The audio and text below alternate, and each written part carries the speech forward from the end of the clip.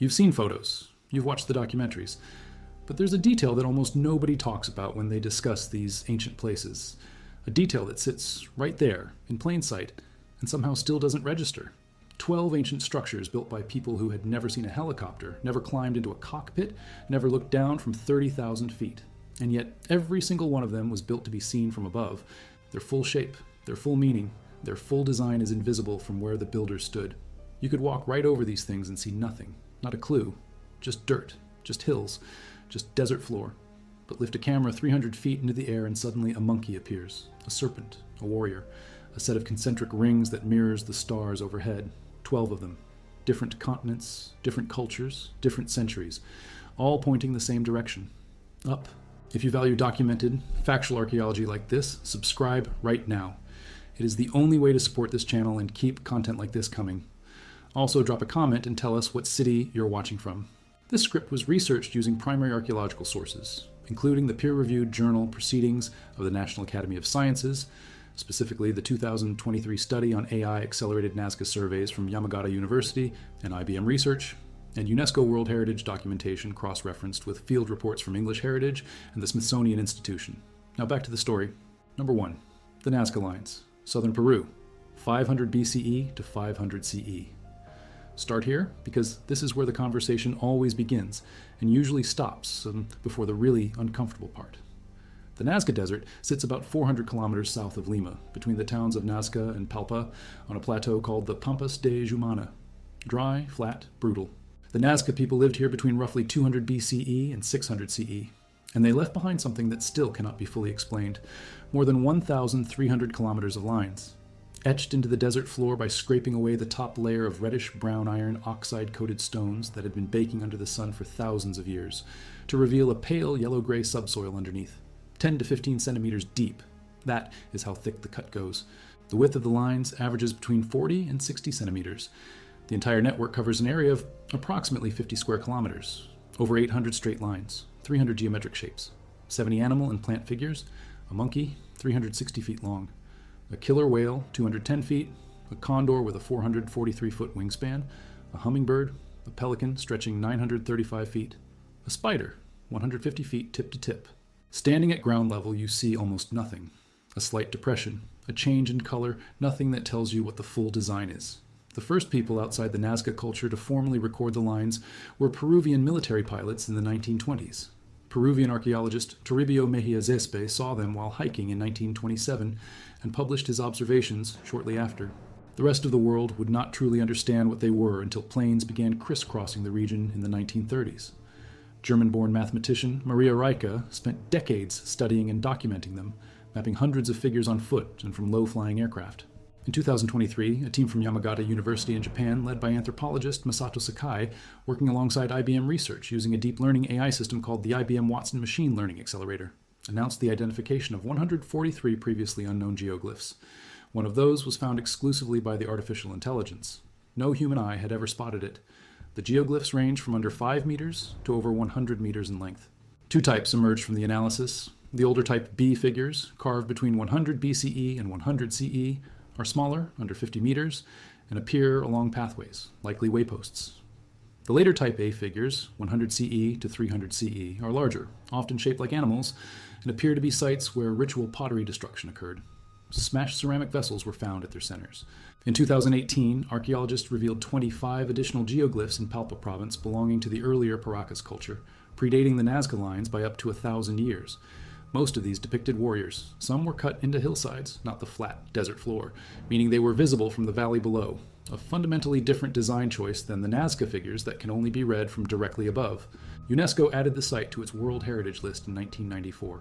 In 2020, drone surveys by the Peruvian Ministry of Culture and Yamagata University revealed the outline of a massive cat measuring about 121 feet long, carved into a slope near the existing lines and nearly invisible on the surface.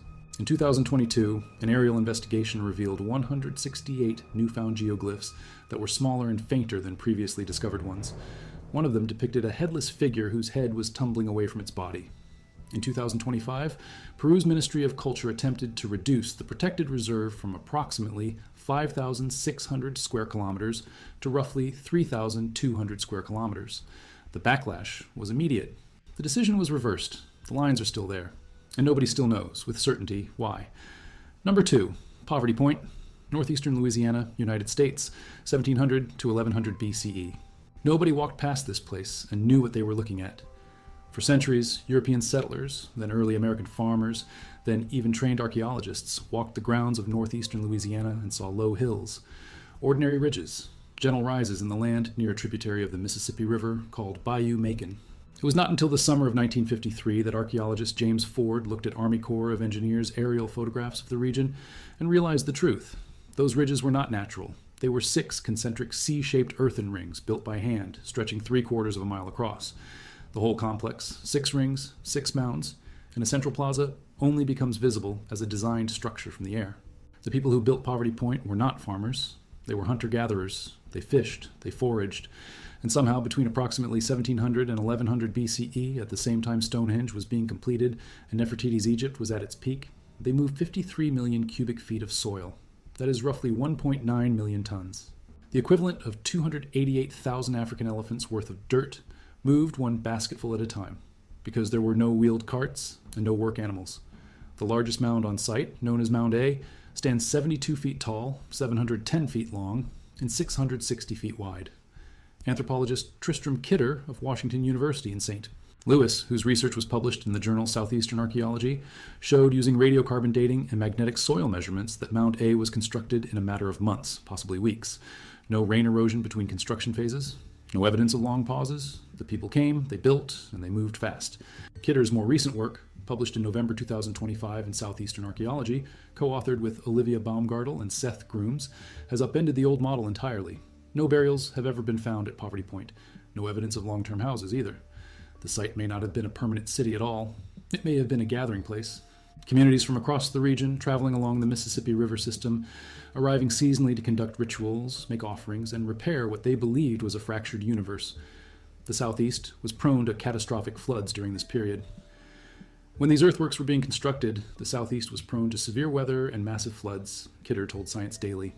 We believe the inhabitants of Poverty Point built the mounds, performed rituals, and left behind valuable objects as a sacrifice and spiritual offering. The Western scientific impulse asks what economic return justified the work. Kidder and Grooms argue that framework misses the point entirely. These people felt a moral responsibility, not an economic calculation. The trade network centered on Poverty Point stretched over 800 miles. 70 tons of rock were found at a site that has no local stone whatsoever. Quartz crystal from Arkansas, soapstone from the Atlanta area, copper ornaments from near the Great Lakes, all arriving at a place that, from the ground, looks like nothing more than a series of quiet green hills. The site earned UNESCO World Heritage status in 2014. From the air, the 6 concentric rings snap into focus, wrapped around a central plaza, aligned with the arc of the bayou, pointing towards something we have not yet fully decoded. Number 3, the Great Serpent Mound, Adams County, Ohio, United States. This one sits on the edge of an ancient meteorite crater.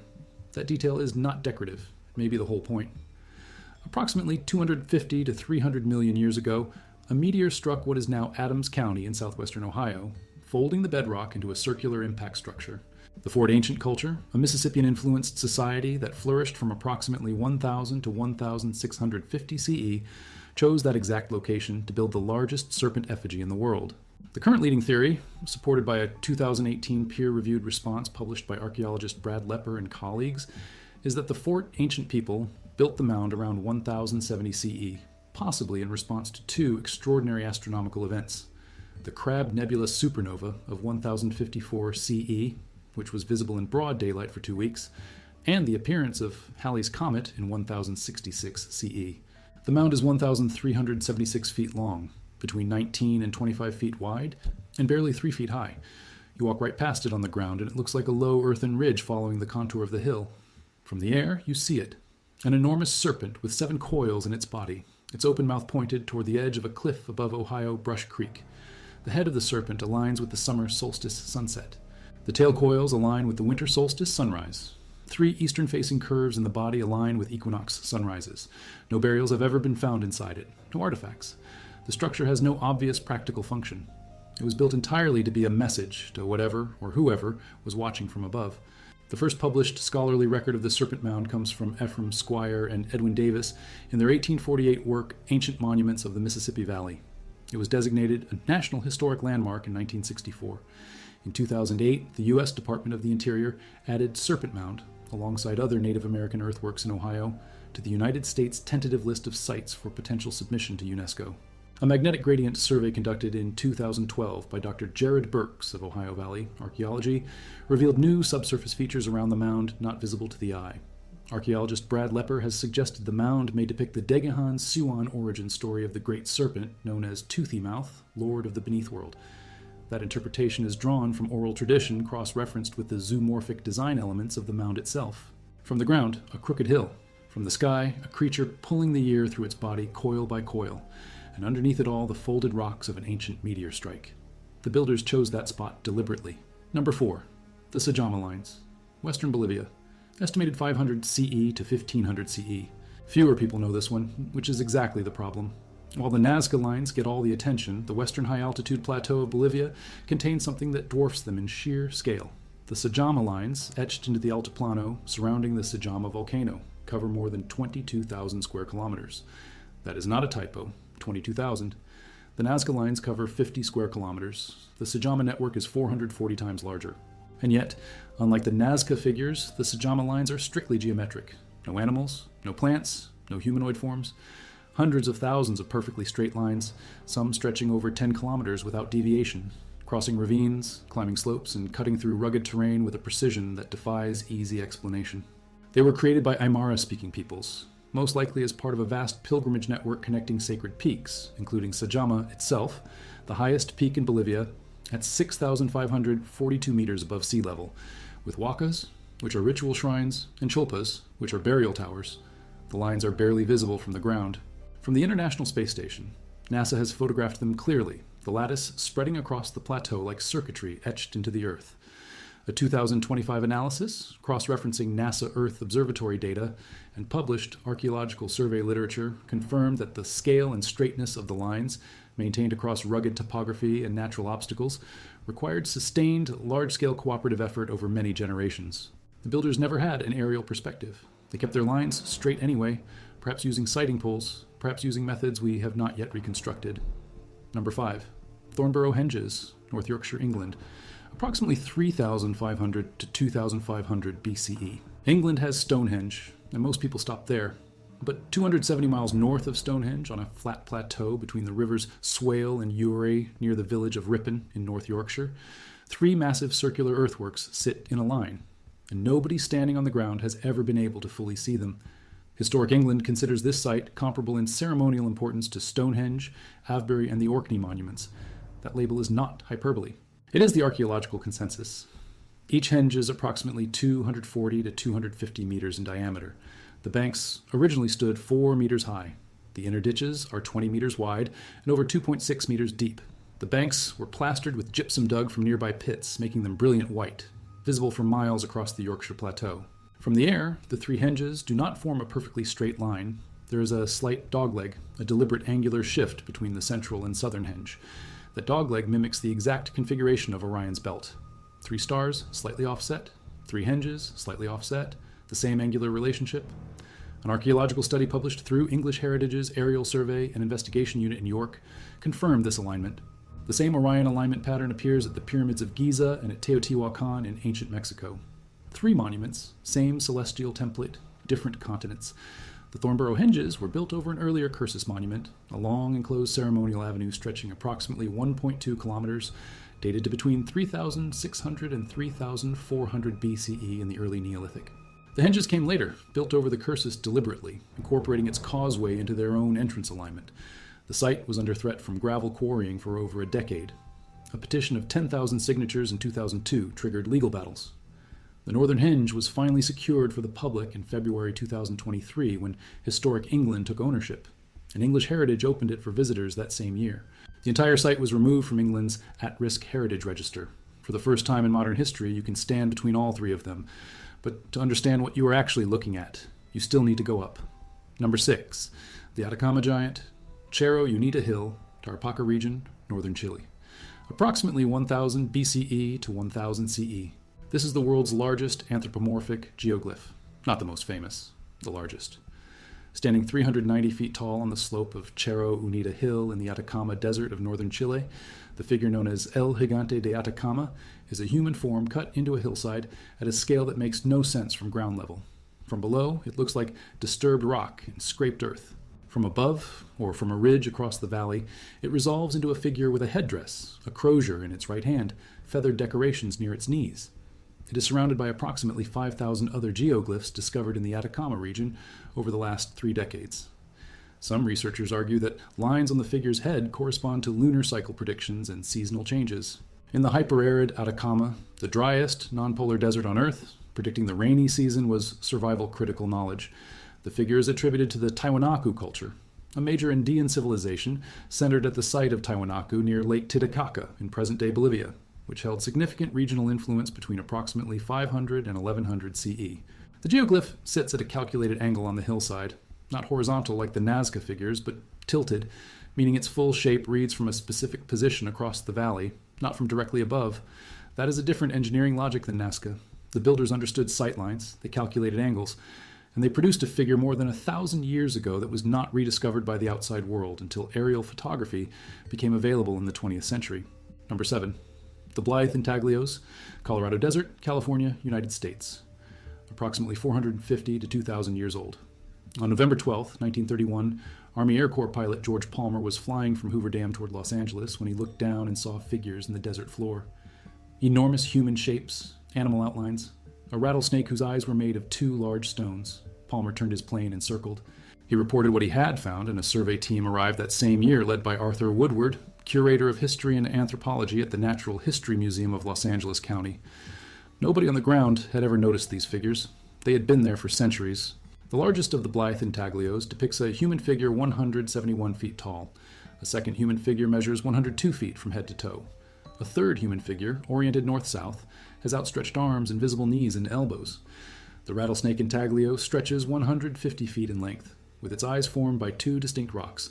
There are also quadruped figures that some researchers suggest may depict horses, which would imply a historical date after the Spanish reintroduction of horses to North America, but this remains disputed.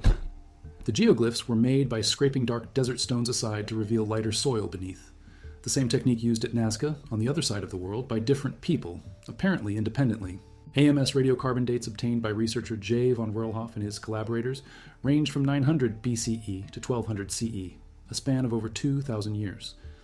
The Mojave and Quechan peoples of the lower Colorado River region identify the human figures as Mastamo, the creator of all life. The University of California, Berkeley's more recent dating places the construction around 900 CE. During World War II, General George S. Patton used the Colorado Desert for desert warfare training.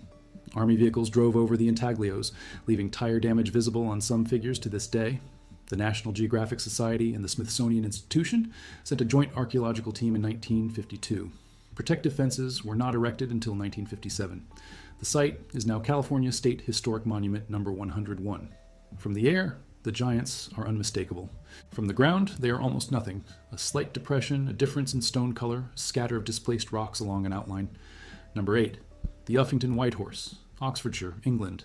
Approximately 1,380 to 550 BCE. This one is different. The others are flat or low profile, their shapes emerging only from above.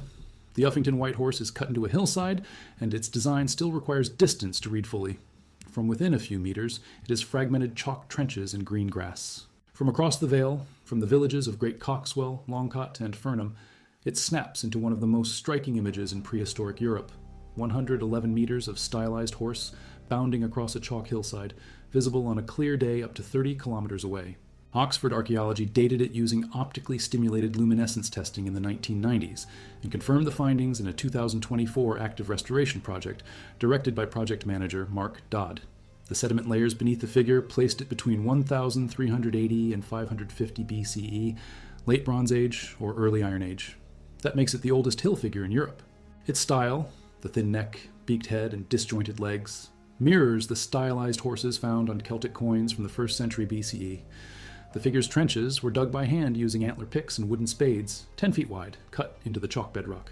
Without regular scouring, the grass reclaims it within a decade. From at least 1677 CE, a scouring festival was held every 7 years. during which local communities cleaned the chalk and held a fair inside the Iron Age hill fort of Uffington Castle directly above it. Cold, chalk, hands. During the Second World War, the figure was deliberately covered with turf and hedge trimmings to prevent Luftwaffe pilots from using it as a navigation reference point. It was uncovered after the war by Welsh archaeology professor William Francis Grimes. A 2022 drone survey by Oxford Archaeology revealed the neck and head had narrowed significantly compared to photographs from the 1980s. The restoration work in 2024 corrected this. The horse is approximately 3,500 years old. It is still getting smaller and then bigger, century by century, depending on whether enough people care. Number 9. The Arabian Wheels. Jordan, Syria, Saudi Arabia. At least 2,000 years old, possibly far older. In Jordan alone, we have got stone-built structures that are far more numerous than the Nazca Lines, far more extensive in the area they cover, and far older. That is not a fringe claim. That is David Kennedy, professor of classics and ancient history at the University of Western Australia, whose research was published in the Journal of Archaeological Science in 2012. Kennedy's aerial reconnaissance project, operating across Jordan, has cataloged thousands of ancient stone structures that are entirely invisible from the ground. Across the broader Middle East, they number well into the thousands. Called wheels by archaeologists, these stone structures are circles with spokes radiating inward. They range from 82 feet to 230 feet in diameter. They are typically found on lava fields, black basalt plains, and dated by researchers to at least 2,000 years ago. Kennedy's research suggests some may be considerably older. They appear alongside stone kites used for funneling and killing animals, and pendant structures, which are lines of stone cairns extending from burials. There are also walls, long meandering structures of stacked stone that stretch for several hundred feet with no apparent practical purpose. The purpose of the wheels is unknown. Kennedy himself acknowledges the puzzle directly. The question is, what was the purpose? Kennedy estimates the stone structures found in Jordan alone outnumber the Nazca Lines many times over, are more extensive geographically, and in some cases are significantly older. Italian physics professor Emilia Sparavigna at the Politecnico di Torino, in an independent analysis, has described the Arabian geoglyphs as having potential astronomical or cosmological function, parallel to South American geoglyphs. In Arabic oral tradition, these structures are called the works of old men, works so ancient that no living cultural memory preserves their meaning. Google Earth users spotted some of them before trained archaeologists did. Number 10. Effigy mounds of the upper Midwest, Iowa, Wisconsin, Minnesota, Illinois, Ohio. Late Woodland period, approximately 1,400 to 750 BCE. The upper Midwest of North America contains approximately 4,000 surviving effigy mounds. Estimates suggest there may have once been 15,000. The rest were destroyed by farming settlements expanding across the region in the 19th century. Bears, deer, lynx, birds, panthers, turtles, each one low to the ground, rarely more than 6 feet high, and each one completely unintelligible from the surface. An aerial view from the marching bear group in Iowa's Effigy Mounds National Monument shows a line of 10 bear-shaped earthen forms, their bodies distinct, their paws visible, their heads oriented in a procession. Stand among them on the ground, and you feel a landscape of gentle hills. They were built during the late Woodland period, and construction of mounds by cultures in the area stagnated between roughly 900 and 1400 CE before resuming during the late prehistoric period. The profile images seldom stand more than 6 feet high above the surrounding landscape, which meant farming settlements in the 19th century plowed straight through them without realizing what they were erasing. In 2021, retired historian Chuck Worth, who had heard oral traditions from local families claiming ancient mounds existed in the woods near Lebanon, Wisconsin, deployed a LiDAR scanner on a hillside. The laser stripped away the vegetation in the data model, leaving only topography. 2 animal shapes appeared instantly, a tadpole, a panther. Both had been invisible under forest cover for generations. The site will be officially named after him. Research published by Kristen Hedman and colleagues with the Illinois State Archaeological Survey in the American Journal of Physical Anthropology documented that individuals buried in similar Midwest mounds carried trade goods from hundreds of miles away. Shell ornaments from the Gulf Coast, copper from the Great Lakes, suggesting the mound builders were embedded in a continent-wide exchange network. The effigy mounds are not merely art. They are burial sites, ceremony sites, and territorial maps drawn in the only medium that survives millennia, the Earth itself, but only readable from above. If you are still watching, that means you care about real documented history. Subscribe right now. It is the only way to support this work. And comment below with your city. We read every single one. Number 11, the Turgai geoglyphs, Kostanay region, northern Kazakhstan, estimated 2,000 to 8,000 years old. These were first noticed in the early 2000s by researchers analyzing satellite imagery. Not by archaeologists on the ground, not by local communities, not by explorers. They were spotted from orbit. Archaeologists Irina Shivnina and Andrew Logvin of Kostnay University led the first systematic ground investigation. Their findings, shared with Life Science in 2014, described structures ranging from 90 to 400 meters in diameter, mostly made of earthen mounds, one built using timber. Geometric shapes, squares, rings, crosses, and swastikas, the ancient non-political version of the symbol used independently across dozens of unrelated cultures for millennia. Radiocarbon dating places some of these structures between 2,000 and 8,000 years old. 8,000 years. That would make certain examples among the oldest large-scale landmarkings ever found anywhere on Earth. No one knows who built them. No writing system has been linked to the builders. No identified cultural group has claimed descent from them. The structures show possible solar or seasonal alignments, but the full cultural framework has not been reconstructed. As of today, we can say only one thing, Shevnina and Logvin wrote: the geoglyphs were built by ancient people. By whom and for what purpose remains a mystery. Some show evidence of structures built at the geoglyph sites, suggesting possible ritual use. Others may have marked territorial boundaries. All of them share one defining characteristic: built at a scale and in a configuration that only makes sense from above. From the surface of the Turgai steppe, they are invisible. From orbit, they are unmistakable. Number 12. The Paracas Candelabra. Pisco Bay, Paracas Peninsula, Peru. Estimated 500 BCE to 200 CE. This one gets less attention than the Nazca lines, but it may be older, and its placement reveals something the other structures on this list cannot. The Paracas Candelabra, also called the Chandelier of the Andes, is carved into the slope of a hill on the Paracas Peninsula, facing the Pacific Ocean. It measures 180 meters tall. The trenches are 60 centimeters deep and 180 centimeters wide, dug into the sandy hillside. Unlike the flat desert floor of Nazca, the Candelabra is on a slope. That means it was designed to be visible from the sea, not from directly above. Ships approaching the peninsula from the Pacific Ocean would have seen it on the hillside. Researchers have suggested it may have served as a navigation marker for Paracas sailors. The Paracas people, who occupied the region between approximately 800 BCE and 100 BCE, were the direct cultural predecessors of the Nazca. A 2018 drone survey revealed 25 additional Paracas-era geoglyphs in Palpa province, predating the Nazca lines by up to 1,000 years. The Paracas figures tended to depict warriors in humanoid forms, placed on hillsides where they could be seen by communities in the valleys below. The Nazca then shifted the geoglyphs to the flat desert floor, invisible to anyone not looking straight down from above. That transition, from hillside figures, visible to human eyes on the ground, to flat desert figures visible only from the sky, represents a deliberate cultural shift. Somebody decided, at some point, to stop building for human eyes looking up, and start building for something they could not see, something above them. And the Paracas Candelabra is the hinge point. The last generation that built for people standing on the earth, before the tradition turned skyward and never came back down. Here is the cold fact that ties all 12 together. From the Nazca Desert in Peru to the Turgai steppe of Kazakhstan, from the chalk hills of Oxfordshire to the basalt plains of Jordan, from the bayou-side earthworks of Louisiana to the meteorite crater in Adams County, Ohio. People who had never seen an aerial photograph, who had never been in an aircraft, who lived and worked at ground level their entire lives, built structures whose full shape is completely invisible from where they stood. They moved millions of tons of soil. They scraped millions of square meters of desert floor. They stacked thousands of tons of stone into precise geometric patterns. And the design, the actual design that gives the whole structure meaning, was locked away from the people who built it, sealed above their heads. Some of these sites are still being discovered.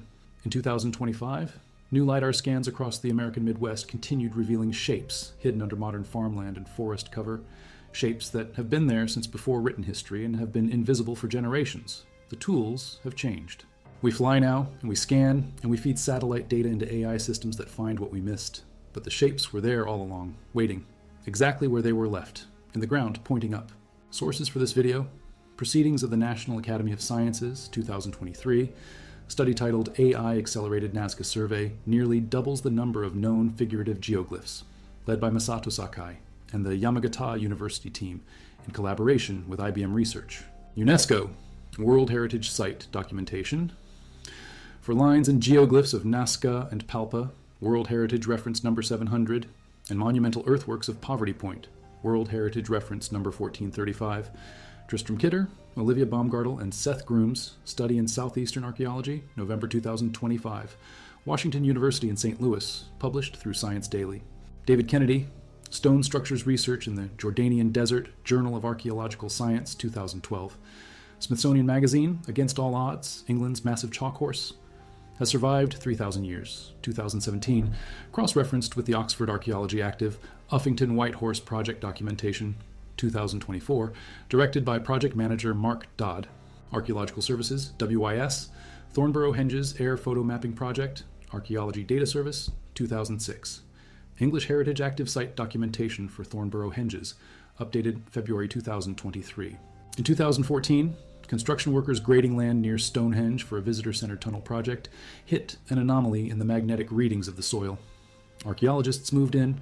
Beneath a stretch of English chalk that had looked entirely unremarkable, they found the tops of 15 buried stones, the remnants of a long demolished stone monument circular in layout, its full shape only visible in the geophysical data when viewed as a map from above. 3,500 years of invisibility ended by a machine looking straight down. The builders of that vanished ring knew what they were doing. They built something designed for a perspective they could never have. And they trusted that someday, somehow, the view from up there would finally arrive. It did.